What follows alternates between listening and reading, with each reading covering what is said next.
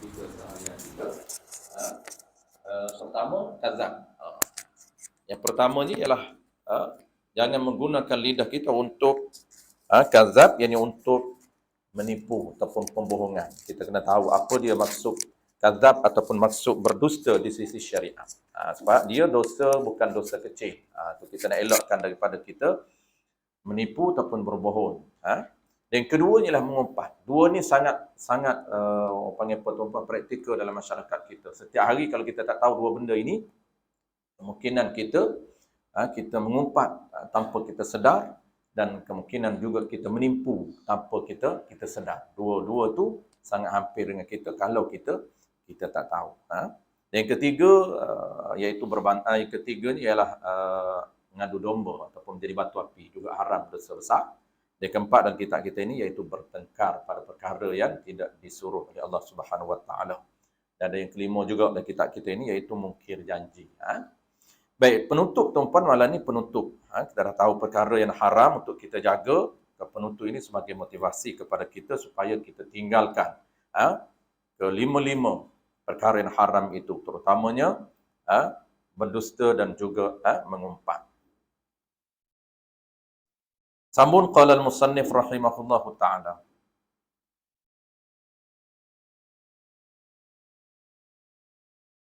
Muka surat 13 kalau tak silap saya. Dan hendaklah engkau ingat akan bahawasanya perkataan yang baik itu mendatangkan petunjuk. Okey, kat situ dia punya penutup dua perenggan ini sebagai kesimpulan kepada tajuk lidah. Dan hendaklah engkau ingat akan bahawasanya perkataan yang baik itu, setiap hari kita ucap perkataan yang baik, iaitu perkataan ada pahala. Perkataan baik ini maksudnya perkataan yang ada pahala, yang mendatangkan pahala. Sama ada perkataan baik itu sunat dan juga wajib dipanggil perkataan baik. Dia boleh mendatangkan petunjuk. Petunjuk di sini maksudnya boleh mendatangkan kebaikan bagi segala anggota lain. Dia boleh memberi ataupun mempengaruhi anggota lain. Dia ada kesan kepada anggota lain untuk buat kebajikan. Apabila mulut kita jaga tuan-puan, lidah kita bercakap perkara yang ada pahala, kita tak bercakap perkara yang haram, dia mempengaruhi ataupun memberi kesan kepada anggota lain untuk turut sama melakukan ibadat. Beri kesan kepada mata, kepada telinga, kepada tangan. Dan perkataan yang jahat. Sebaliknya perkataan yang jahat, iaitu perkataan yang boleh menyebabkan dosa itu, menyebabkan akan jahat, menyebabkan akan kejahatan segala anggota. Dia mempengaruhi atau memberi kesan kepada anggota lain juga, mudah untuk kita melakukan kejahatan, melakukan perkara dosa.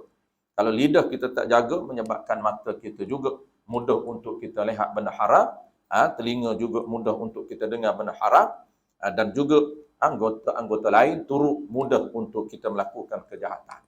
Lidah dia sangat memberi kesan kepada anggota lain. Mana dalil dia? Telah menceritakan oleh Abu Sa'id Al-Khudri, ini seorang sahabat Nabi radhiyallahu anhu, bahawasanya manusia itu, ini sahabat Nabi menceritakan yang dinakalkan daripada Nabi SAW. Apa yang diceritakan oleh Abu Sa'id Al-Khudri, dia kata waktu pagi, bahawasanya manusia itu apabila berpagi-pagi, waktu pagi itu bersegera oleh segala anggota, semuanya kepada lidah. Yang ni yang benda yang gaib yang kita tak tahu. Bersegera oleh segala anggota semuanya, semua anggota lain itu dia menghadap kepada lidah. Maksudnya dia berbicara dengan lidah. Anggota lain, mata dia bercakap dengan lidah. Kita tak tahu tuan-puan. Telinga dia menghadap ataupun bercakap dengan lidah. Apa yang dia cakap? Dan berkata semuanya, semua anggota lain bagi lidah. Anggota lain ini dia bercakap dengan lidah. Apa dia? Menuntut oleh kami akan dikau. Menuntut ni memohon. Memohon oleh kami. Kami ni semua anggota lain. Kakinya, tangannya, telinganya, matanya. Semua anggota lain ini memohon akan dikau, akan lidah itu dengan nama Allah Ta'ala. Memohon ini kerana Allah Ta'ala, dengan perintah Allah Ta'ala. Bahawa engkau tu lidah lah. Ini dia statement, ucapan anggota lain ketika waktu pagi dia akan mengadat ataupun dia berbicara dengan lidah. Dia berbicara dengan lidah itu dengan nama Allah, di atas perintah Allah. Bukan perkara yang biasa. Bukan perkara yang luar biasa. Ini biasa sahaja bagi Allah Ta'ala. Cuma kita tak dengar atau apa. Bahawa engkau betul atas petunjuk. Maksud betul ni engkau lurus melakukan perkara kebaikan. Itu mana petunjuk. Bahawa engkau lurus, yang engkau betul melakukan perkara kebaikan.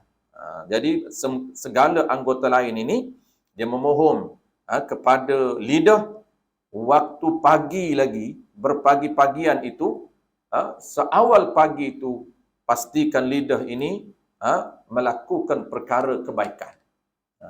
Waktu pagi lagi, waktu pagi itu segala anggota lain minta supaya lidah ini betul, yang lurus atas petunjuk, ini atas melakukan kebaikan.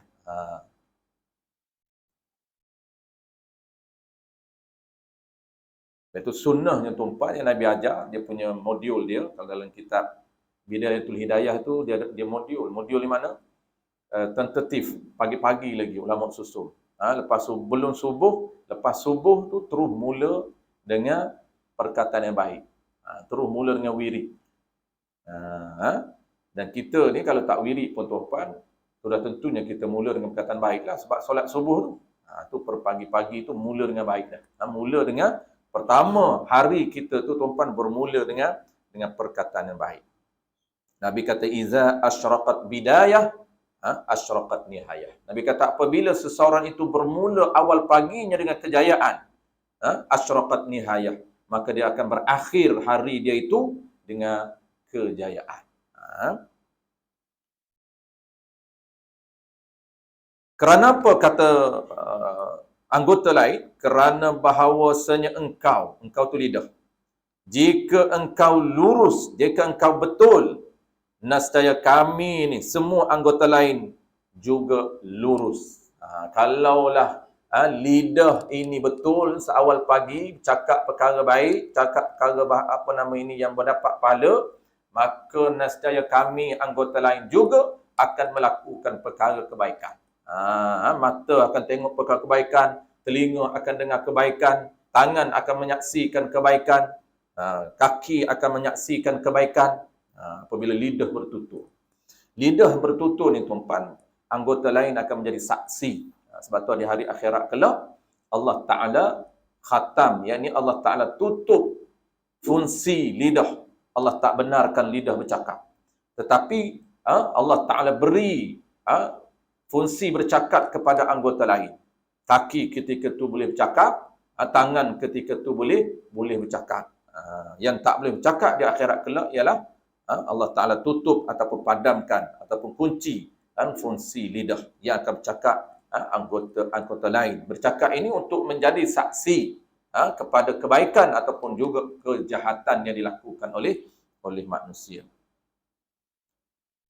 Dan jika engkau bengkok, jika engkau bengkok maksudnya engkau melakukan kejahatan atau melakukan maksiat, nescaya kami juga turut bengkok. Kami juga turut menyebabkan kami juga turut melakukan maksiat.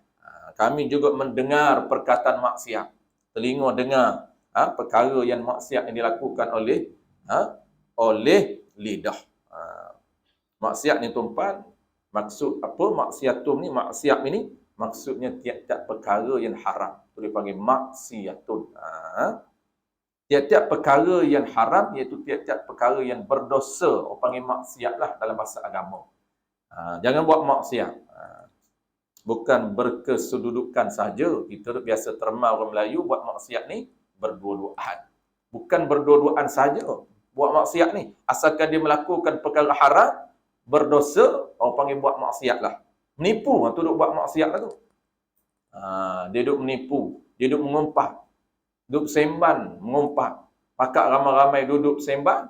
Duduk sembang tu ada perkataan mengumpat, ada perkataan haram, itu dipanggil majlis maksiat.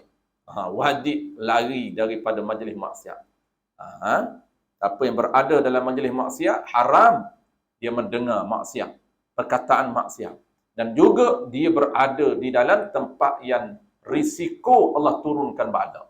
Itu dia bahaya. Itu kita kena tahu tu sangat penting. Ulama kita ni tuan-puan, cantiknya dia membantu masyarakat di Nusantara. Basicnya Syekh Abdul Qadir ni dia susun kitab Penawar Bagi Hati, combine di antara fiqh zahir. Ni kita duk belajar ni bukan tasawuf lagi. Tasawuf ni 10 perkara yang haram kita beramal. Maksudnya yang haram kita layan. Macam takabur. Itu dipanggil tasawuf, dalaman. Karakter dalaman kita nak polish, nak bersihkan. Maksud nak bersih ni, kita nak lawan dia. Setiap orang ada ego, setiap orang ada ego ni. Tapi kita nak layan. Supaya letak ego pada tempat.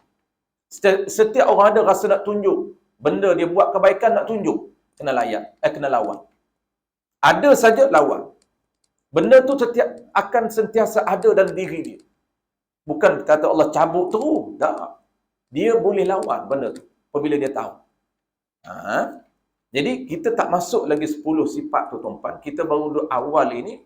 Musannif bantu daripada kitab Arab dia terjemah dalam bahasa Melayu untuk bantu masyarakat Nusantara. Sebab tu popular Penawar Bagi Hati di Indonesia, Brunei, di Thailand, di Malaysia baca kitab ini. Kenapa? Kerana orang yang tak mahir bahasa Arab boleh jadikan panduan asas. Apa dia panduan asas yang sangat praktikal tuan-puan? Dia susun perkara-perkara asas berkaitan dengan anggota kita supaya kita tak melakukan benda haram. Macam contoh tuan-puan, kita belajar tahu apa dia mengumpat. Tahu apa dia menipu. Beza dua tu tuan-puan. Beza yang mana mengumpat, yang mana menipu. Kalaulah dia sebut perkara yang betul ada pada si fulan. Dan si fulan itu tak suka apa yang dia sebut, itu bukan dusta tapi mengumpat. Kalau dia sebut satu perkara yang si fulan tidak ada, dia tak buat pun, itu haram termasuk menipu. Nampak tak dua benda tu? Beza menipu dengan mengumpat. Tapi dua-dua haram dosa besar. Kalau dua-dua kita buat, dia punya cara untuk ataupun proses untuk taubat tuan-puan, minta ampun dengan Allah Ta'ala, dia kena lalui dua proses. Pertama, kena cari dulu yang orang kita umpat itu. Dia tak boleh direct dengan Allah. Proses yang kedua, cara yang kedua, baru kita direct dengan Allah. Dia kena lalui proses pertama, kena minta maaf dulu. Saya termengumpat ataupun saya sengaja mengumpat. Saya sengaja berbohong. Memang kau tak buat benda ni, tapi aku bohong. Minta maaf dulu. Barulah cara kedua, kita taubat dengan Allah Ta'ala. Tapi kalau kesalahan direct dengan Allah Ta'ala, kita hanya direct terus taubat dengan Allah Subhanahu Wa Ta'ala.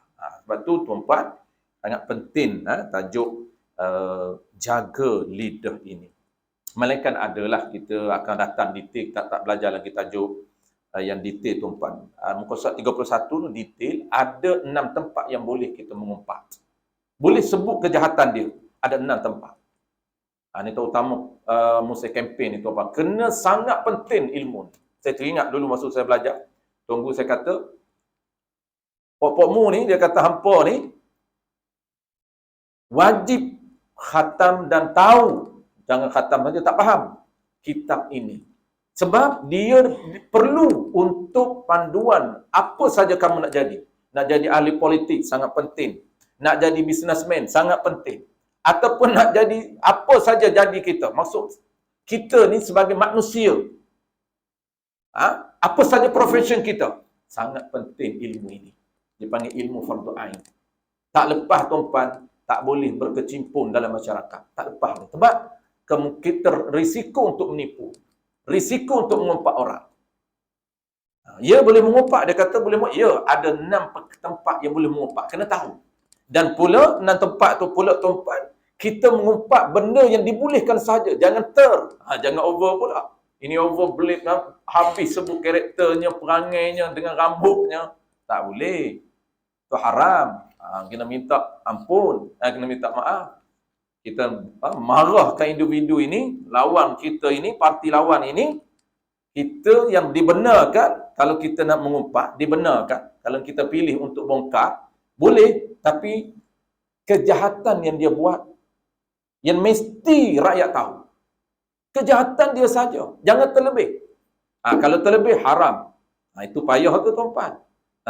Baiklah kita tak ambil jalan, tak payah pilih jalan yang berisiko itu. Kalau kita tak ada ilmu. Selamat.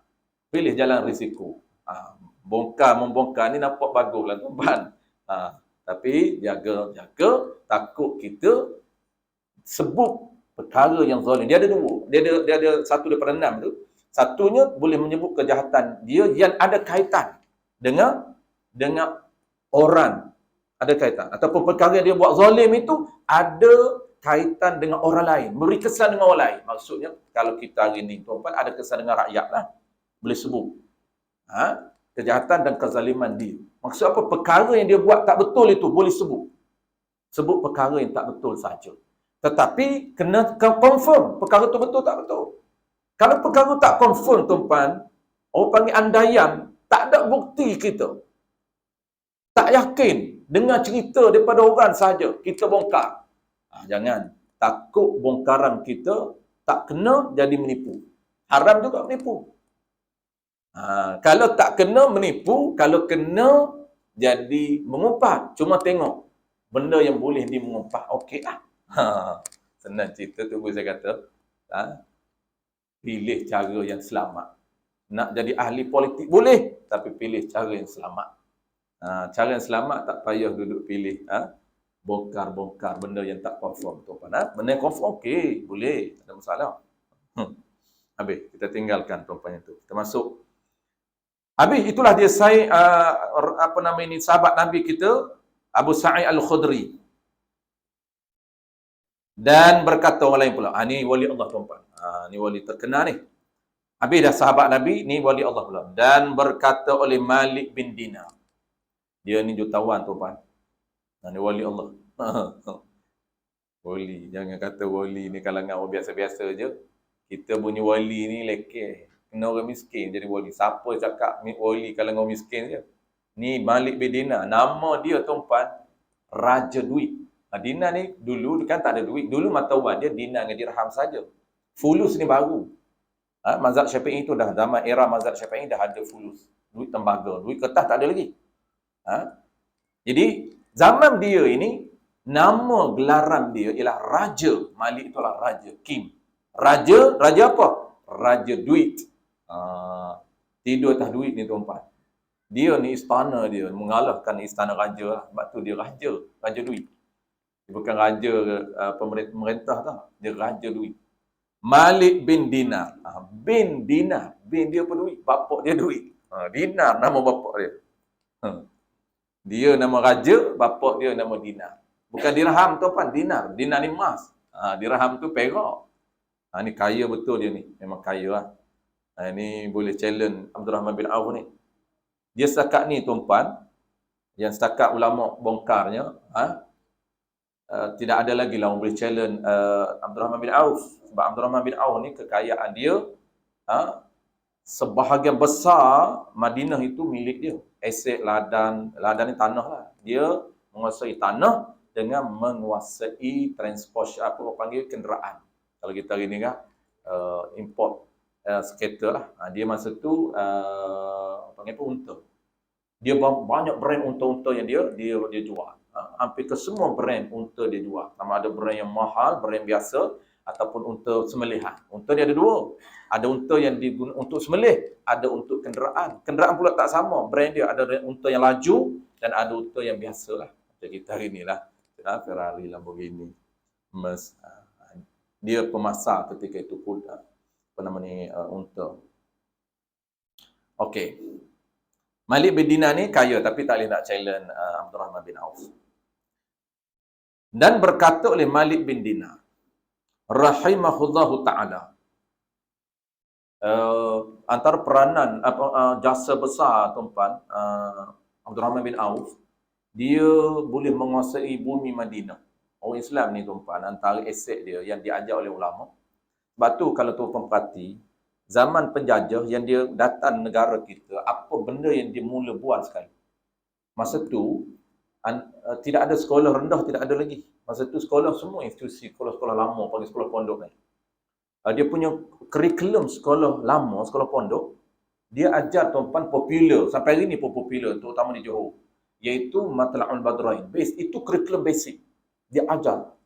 Cantiknya kurikulum ni tuan-tuan, memang package dia perfect. Mula daripada sistem ibadat cantik, sehinggalah ke kenegaraan. Tata negara. Dalam satu kitab tu cantiknya. Mula daripada ibadat, habis 4 roboh, 4 bahagian ibadat. Lepas tu dia naik muamalah. Muamalah ini yang penjajah buat. Muamalah ni apa tuan-tuan? Sistem ekonomi. Muamalah tuan-tuan, tajuk pertama dia ajar sistem perniagaan. Perniagaan tu, jual beli, pajak gadai semua tu, sewa itu perniagaan. Last sekali tuan-tuan, ialah yang ditakuti oleh penjajah. Kalau dia tak buat silibus ni tuan-tuan, menyebabkan dia nak jajah sangat sukar untuk menjajah satu-satu negara itu. Sebab sentimen umat Islam sangat tinggi. Sayang kepada negara, bukan saja sayang pada agama, tapi dia sayang kepada negara. Sentimen ini bukan saja di zaman kita, zaman Nabi. Sebab tu Nabi tuan-tuan dalam sirah, dia kasih sangat kepada Mekah. Dia kata kalau tidak kerana perintah Allah Ta'ala, dia bercakap dengan Mekah. Dia bukan bercakap dengan orang. Kita tengok dalam sirah Ibnu Hisham. Apabila dia nak keluar tuan-tuan hijrah, nak tinggal Mekah, border tu tuan-tuan, sempadan, dia berpaling ke Mekah. Dia bercakap dengan Mekah. Dia kata, wallahi. Dia kata, demi Allah. Ya Makki, wahai negara Mekah. Dia bercakap dengan bumi Mekah. Kalau tidak kerana aku diperintah oleh Allah Ta'ala, aku tidak meninggalkan kamu. Aku tidak meninggalkan bumi Mekah. Dia sayang kepada bumi Mekah. Nabi ni sentimen kuat dia ialah sayang kepada negara dan dia sayang kepada bangsa Quraisy dia. Ni dia panggil taksub kepada Quraisy. Tak salah taksub pada bangsa tuan-tuan. Jangan buat taksub pada bangsa. Itu keistimewaan. Kenapa? Orang nak memerintah Madinah tuan-tuan, Mekah dengan Madinah, Quraisy. Allah bagi keistimewaan kepada Quraisy. Bangsa Quraisy sahaja boleh memerintah Mekah ketika itu. Tengok Nabi. Pengganti Nabi semua Quraisy. Abu Bakar bangsa Quraisy. Umar bangsa Quraisy. Uthman bangsa Quraisy. Ali bangsa Quraisy. Tak boleh bangsa lain naik memerintah. Kenapa? Kerana keistimewaan Allah beri kepada Madinah dan juga Mekah bangsa Quraisy. Nabi tinggi sentimen dia. Sebab itu cara untuk memandulkan bangsa, hilangkan sentimen satu bangsa. Dia tak kisah apa orang buat kat bangsa dia. Dia tak sayang kepada bangsa dia. Dan dia kata, sehingga dia pun tak tahu identiti. Bangsa apa ni? Dia pun tak tahu apa dia kata. Melayu ke? Bajak apa? Dia tak tahu Melayu ke apa dia ni. Lain lah. Memang bapak dia Melayu kan. Apa nama ni, isteri dia lain. Isteri dia orang putih. Lain lah tu. Keluar anak. Lain lah. Kacau. Itu pun dia tetap ada. Dia tetap ada juga. Anak saya, kena dia taksub pada negeri dia. Saya negeri Kelantan. Selalu berkelahi dengan dia. Dia Kedah. Dia taksub pada Kedah. Sentimen Kedah tinggi. Pelik. Sebab dia lahir di sana. Saya sentimen bumi saya lah Kelantan lah. Dia selalu berkelahi dengan saya. Saya kata saya taksub pada negeri saya. Kelantan. Kerana itu bumi kelahiran saya. Dia bumi kelahiran dia. Kedah. Anak nombor 3 kurang sentimen. Anak nombor 3 saya ni KL, dia lahir di KL. Nombor 4 KL, tak ada sentimen tu. Tak kisah negeri apa dia kata. Kalau bola tu apa, dia tak sokong mana-mana. Dia kata ayah lu Kelantan, nombor 2 ni Kedah. 2 ni je kuat sentimen dalam family. Hak lain tak kisah. Baik isteri saya orang KL. Dia orang KL ni sentimen tak tinggi sangat. Dia tak taksub negeri dia. Taksub pada negeri ni, nilai positif tuan-tuan. Jangan anggap negatif benda tu. Ni Nabi dia taksub pada bumi dia dan taksub pada bangsa dia. Nabi. Dan inilah tuan-tuan yang saya nak cerita. Dalam modul syarak Nabi Global, sistem syarak global, dalam ekonomi itu last kali tuan-tuan, muamalah, hukum menyelenggarakan ataupun mengurus negara tanah, bumi. Menguruh bumi ni ada hukum dia, tuan-tuan. Ada dalam kitab fiqh. Bumi ni tak boleh kita nak bagi percuma kepada orang mudah-mudah. Tak boleh. Nak jaga bumi. Kerana bumi itu hak keistimewaan bangsa yang Allah berikan. Kita hari ni bahaya cakap bangsa tu. Nampak tak? Kita pun sama dah idea apa dah terpengaruh dengan penjajah dah. Nak cakap bangsa tak boleh, bercakap sentimen bumi pun tak boleh. Itu yang tergadai Palestin tu, tuan-tuan. Kenapa Abdul Rahman bin Auf, tuan-tuan? Asalnya bumi Madinah dikuasai oleh Yahudi, tapi akhirnya dia boleh menguasai bumi Madinah. Sebahagian besar aset Madinah dikuasai oleh Abdul Rahman bin Auf. Dengan apa? Dengan harta benda permulaannya. Habis, tuan-tuan, kita teruskan. Malik bin Dinar. Dia hilang lebih malam ni. Musim kempen tu, tuan.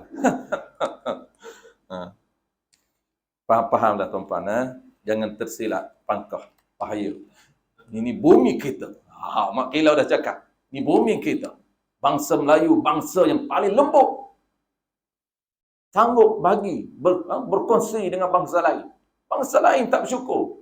Pergi negara lain, tuan-tuan. Setiap benua Allah bagi keistimewaan. Benua India, keistimewaan kepada India. Benua Cina, keistimewaan kepada Cina. Mereka yang memerintah. Kalau Melayu pergi ke benua Cina, tuan-tuan, tak mampu nak jadi pemerintah. Ini orang Melayu lembut. Lembut-lembut pun, tuan-tuan, kena jaga kerah jugalah. Tempat-tempat tu, tidak tergadai, tak kerah. Dan ketahui olehmu. Habis. Malik bin Dinar cakap apa? Apabila melihat engkau akan keras pada hati engkau. Hati dia keras. Maksud keras ni, tuan-tuan, tak sukar untuk menerima nasihat. Sukar untuk menerima kebenaran. Itu makna keras. Dan lemah pada badan engkau. Lemah ni dia rasa malas untuk membuat ibadat. Nak sembahyang 2 rakaat, tuan-tuan rasa berat lah 2 rakaat. 2 rakaat berat. Jogging, okey. Jogging setengah jam, tuan-tuan. Rasa tak cukup. Setengah jam, tak cukup. Hiking tu, boleh lagi hiking. Umur 70, hiking lagi. Tapi nak solat duha 2 rakaat berat. Yang kata nak bangkit tengah malam tu, tak ada cerita tu. Ni hak pagi ni. Duha pun berat, qabliyah pun berat, ba'diyah pun berat. Kata Malik bin Dinar, ini orang boleh bercakap lah ni tuan, dia orang hartawan. Tidur atas duit je. Kalau berat dia kata badan nak buat ibadat dan tertegah pada rezeki engkau dan sukar untuk dapat rezeki. Dia kata payah rezeki nak datang. Tak murah rezeki. Maka ketahui olehmu bahawasanya engkau telah berkata-kata pada barang yang tiada memberi manfaat akan dikau. Salah satu punca lah, bukan satu-satunya punca. Salah satu punca, dia kata kita banyak menggunakan lidah perkara yang haram. Habis. Penuntut yang kedua habis. Dia ada 2 perenggan penuntut, tuan. Dan ketahui olehmu bahawasanya perkataan engkau itu ada kalanya ta'at. Ni kita dah tahu dah sebab dia dah beritahu sebelum daripada ni. Itu dia nak buat kesimpulan saja. Ketahui olehmu bahawasanya perkataan engkau itu ada kalanya ta'at, ada kalanya ta'at, yang ada kalanya perkataan itu perkataan ada pahala. Kita buat benda sunat ada pahala, bercakap wajib ada pahala, atau maksiat, ataupun kita bercakap benda haram, iaitu mengumpat ataupun berdusta. Ataupun yang haruh, yang sia-sia. Yang haruh ni makna, tuan, yang tidak ada pahala dan tidak ada dosa. Itu yang banyak kita buat ni. Kita ni, tuan, kita orang biasa ni jaga jangan buat benda haram, jangan buat benda makruh. Kita banyak buat benda sunat dan benda harus. Tu kita. Kata para ulama, tuan, benda haruh ni dia sangat sikit dia buat. Benda haruh, perkataan haruh ni. Bercakap yang harus ni. Dia bercakap ni benda sunat saja. Ni para ulama ataupun orang-orang yang soleh, para wali Allah.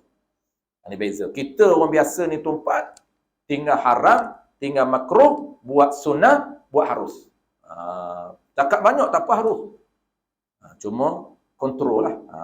Kontrol, takut banyak cakap ni dia akan yang haram itu. Tersebut, terucap benda yang haram. Itu nak kontrol tu. Ulama kontrol, jangan banyak cakap. Maksudnya banyak cakap benda yang sia-sia. Sia-sia ni apa, tuan? Sia-sia ni benda yang tidak ada pahala. Tu panggil sia-sia. Harus tidak ada pahala. Yang sia-sia, ya sama. Iaitu sia-sia ni benda yang tidak ada pahala. Harus ni boleh. Maksud harus ni benda yang boleh. Tak haram dan juga tak ada pahala. Tapi ingat tuan-tuan, benda harus itu dia boleh bertukar jadi sunat. Macam kita dah pernah sebut sebelum daripada ni. Kita pernah sebut sebelum daripada ni.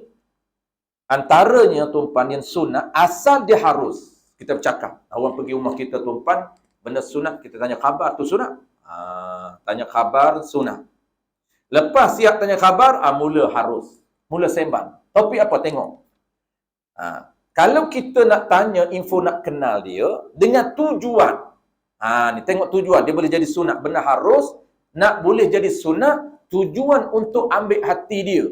Supaya dia selesa dengan kita. Dia mesra dengan kita. Itu sunat. Itu bukan harus. Sebab tujuan, ada tujuan yang baik. Jadi dia bertukar daripada harus itu kepada sunat, dapat pahala. Mana kita duk tanya dia ni kerja mana, anak berapa orang, macam mana perkembangan hari ni, kerja okey ke. Asal harus tu tuan, bukan sunat, bukan wajib, dan lagi jauh tak wajib. Asal harus, tak ada pahala, tak haram. Tapi tujuan kita, kalau niat kita baik, tujuan untuk kita ambil hati dia, masuk lebih mesra dengan dia, tanya khabar dia. Kalau tanya khabar yang spesifik tu sunat lah. Dapat pahala sunat. Kenapa? Ulama kata tujuan yang baik akan bertukar harus itu kepada perkara sunat. Okey. Maka jika ada ia ta'ah, jika ada perkataan itu perkataan yang ada pahala, mana dia? Seperti menyuruh dengan mengerjakan kebajikan. Kita nasihat kawan-kawan kita, nasihat anak-anak kita, nasihat budak-budak, nasihat benda baik. Benda yang dia boleh melakukan kebajikan. Kita nasihat dia sebagai motivasi dia untuk dia buat benda baik. Itu sunat. Hukum dia sunat. Dapat pahala sunat kita. Dan melarang daripada kejahatan. Dan kita duk nasihat dia supaya jangan buat benda-benda yang tak ada faedah, benda-benda yang haram ini. Maka itu nasihat yang sunat. Maka padanya pahala yang besar. Ada pada nasihat itu pahala yang besar. Ada pahala. Dan jika ada ia maksiat, ia perkataan itu maksiat, maka padanya pada perkataan maksiat itu seksa, yakni dosa yang tiada engkau kuasa menanggunnya.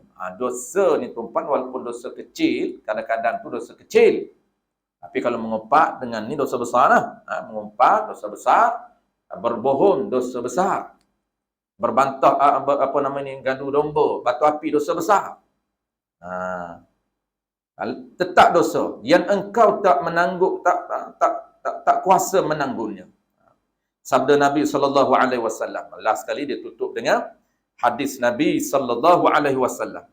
Nabi kata wahal yakubbun nasa ala wujuhihim au mutaakhirihim illa hasaidu alsinatihim.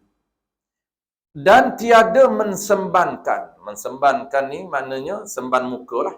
Sembam ini maknanya orang panggil apa? Tersungkur mukanya ke bumi. Tiada dia menyembankan muka dia ke bumi. Dan tiada mensembankan, yakni sembankan mukanya. Muka manusia itu atas muka mereka itu. Mensembankan manusia atas muka mereka itu. Maksud apa? Ini bahasa lama tuan. Maksud dia tidak meletakkan muka ke bumi, semban muka ke bumi. Kalau itu tersungkur. Ni bukan tersungkur, memang dia sengaja menyembankan mukanya ke tanah, ke bumi. Atau atas hidung mereka itu, atau dia sembankan hidung dia ke bumi. Melainkan barang yang berkata-kata mereka itu dengan dia. Melainkan kerana ataupun sebab dosa perkataan mereka itu. Allah sembankan muka dia ke bumi.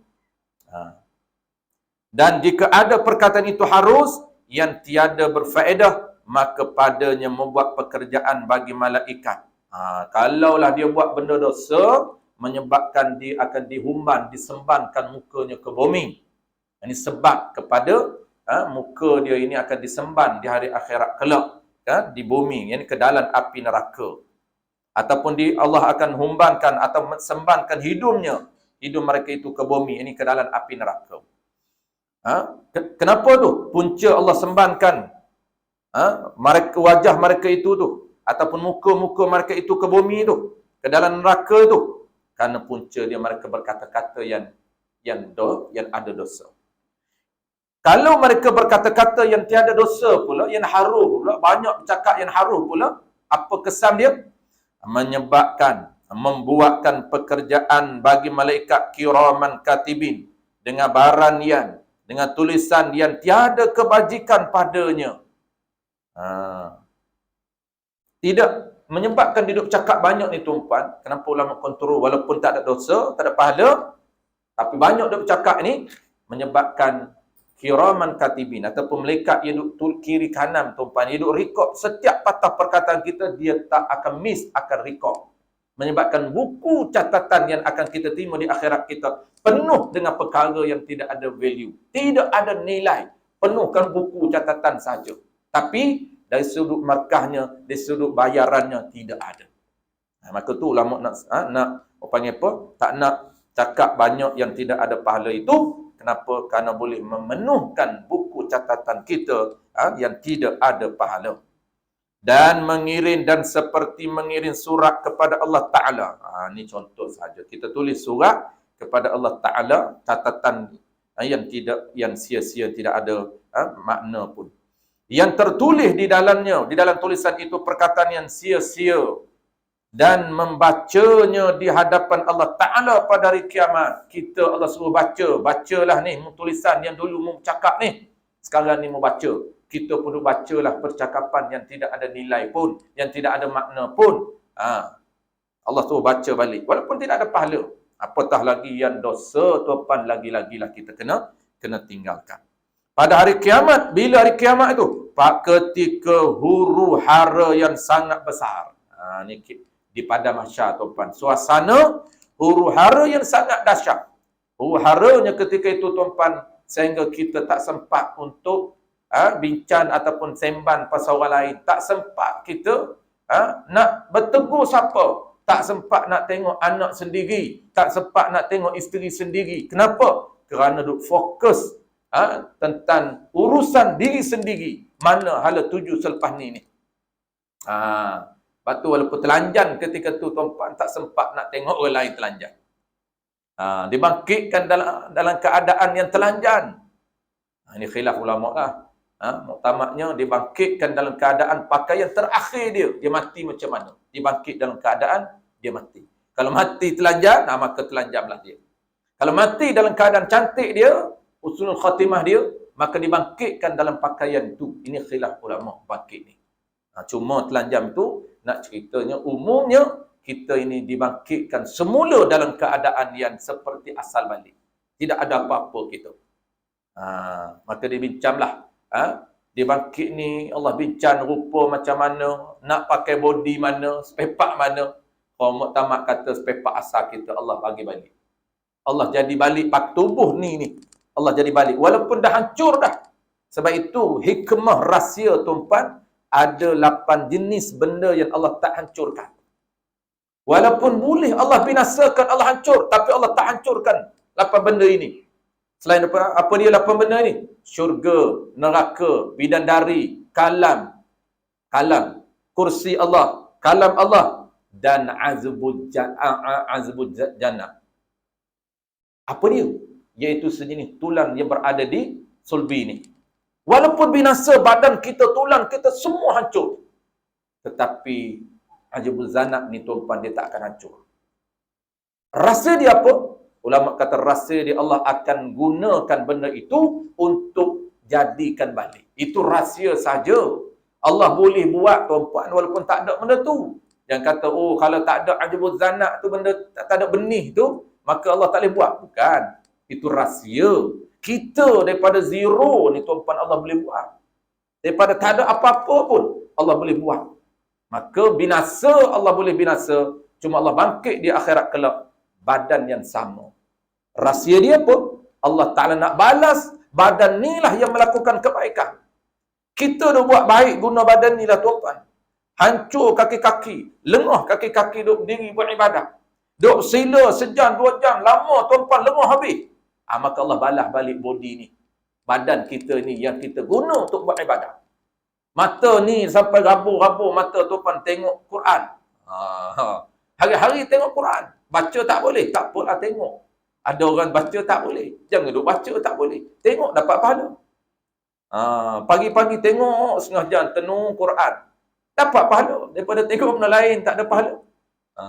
Kalaulah ada dia boleh pula, tuan banyaklah pahala. Baca itu ada pahala. Tengok tu ada pahala. Sebab itu ulama bincang, orang yang hafiz Quran, afdalnya walaupun dia ingat, afdalnya dia baca Quran sambil tengok. Kenapa? Dapat satu pahala. Pahala tengok. Melainkanlah dia nak panggil exercise dia. Dia nak cuba hafal, nak lancarkan, tak perlu tengok. Itu latihan dia. Ini bukan latihan. Pasal apa? Pasal nak baca Quran. Habis.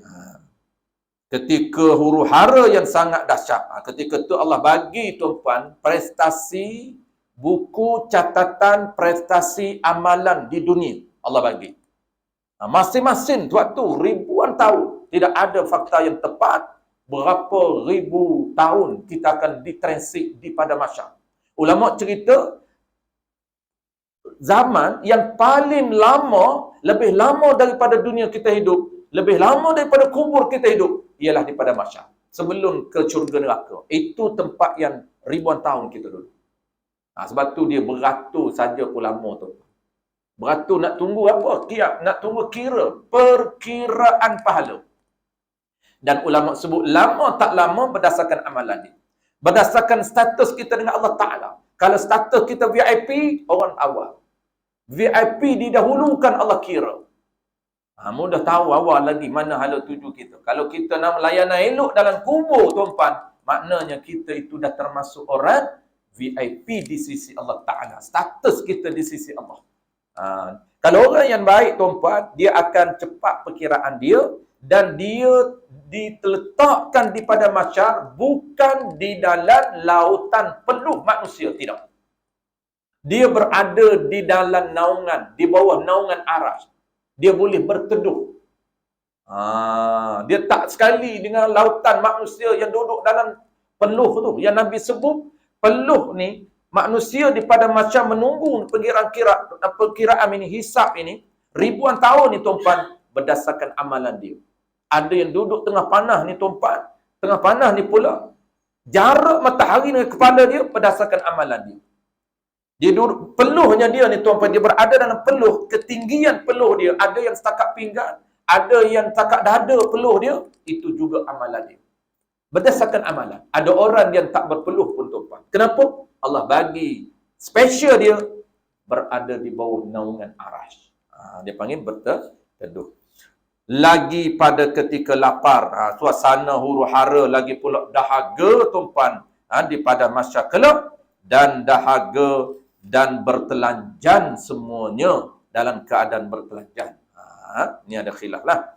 Wallahu a'lam. InsyaAllah tuan-tuan, bulan depan kita akan masuk tajuk baru, iaitu tajuk lebih simple, iaitu fasal yang keempat pada menyatakan jaga perut. Kita nak tahu bagaimana pemilihan pemakanan menurut indikator penilaian syarak.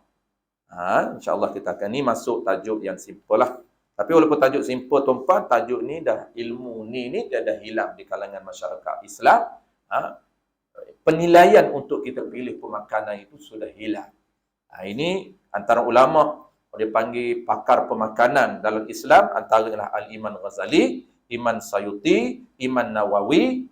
Itu antara ulama yang panggil spesialis dalam bidang pemakanan. Sebab tu dia tahu, dia ada penilaian nak pilih makanan bukan saja halal, tetapi pilih makanan yang terbaik. Ini sebab nutrisi.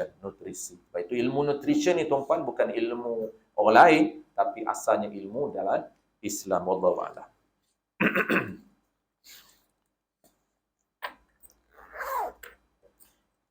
Bismillahirrahmanirrahim. Alhamdulillahirabbil alamin wassalatu wassalamu ala asyrafil anbiya'i wal mursalin wa ala alihi wa ashabihi ajma'in. Allahumma faqihna fid din wa 'allimna at-ta'wil waj'alna minal ulama'il 'amilin waj'alna minal mukhlisin. Sallallahu ala sayyidina Muhammad wa ala alihi wa baraka wa sallam. Walhamdulillahi rabbil alamin.